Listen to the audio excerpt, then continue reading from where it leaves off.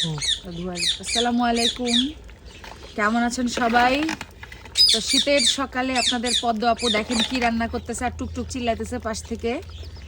এটা হচ্ছে খিচুড়ি রান্না করতেছি, সবজি খিচুড়ি, ফুলকপি মানে শীতের সবজি আর কি, নতুন আলু, ফুলকপি, তারপর হচ্ছে আপনাদের 4 পদের ডাল, তারপর হচ্ছে কাঁচা টমেটো, আর কি দিছিলাম জানি নাম, আর একটা কোন সবজি দিলাম, আর বেগুন। হ্যাঁ, একদম নতুন বেগুন যেটা সেটা। এই 4 প্রকারের সবজি আর 4 প্রকারের ডাল। এখানে হচ্ছে বুটের ডাল দেওয়া আছে, মসুরের ডাল দেওয়া আছে, মুগের ডাল দেওয়া আছে, খেসারির ডাল দেওয়া আছে।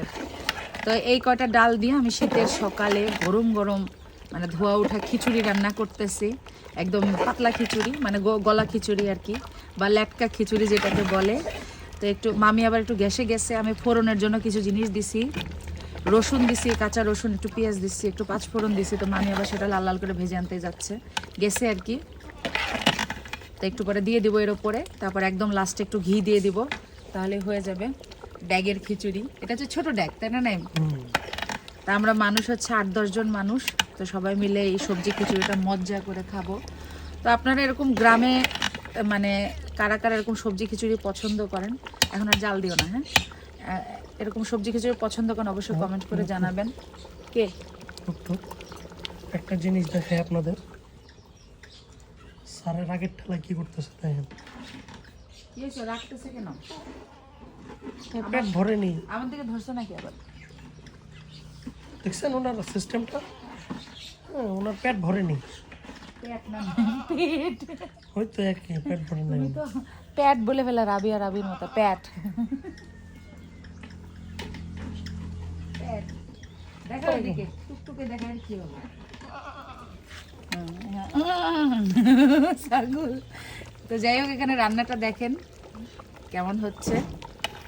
নিশ্চয় উপর থেকে ধরে নিশ্চয়ই আপনারা এই ধরনের খিচুড়ি পছন্দ করেন, আই হোপ। কারণ এই ধরনের খিচুড়ি পছন্দ করে না এরকম মানুষ খুঁজে পাওয়া দায়।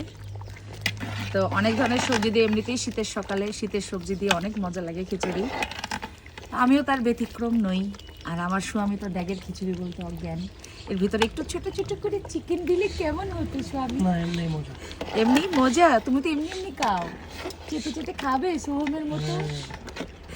বলবা বউ বউ একটু দাও না, চেটে চেটে খাবো খিচুড়ি। আমার মামার খিদার জ্বালায় হালুয়া টাইট হয়ে গেছে। তো যাই হোক, আর রান্নাটা করেই ফেললাম, এখন শুধু ফোড়নটুকু দিয়ে দিলেই শেষ। লাইরা সাইরা নামাই নিমু। তো সবাই ভালো থাকবেন, সুস্থ থাকবেন। আল্লাহ হাফেজ, আসসালামু আলাইকুম।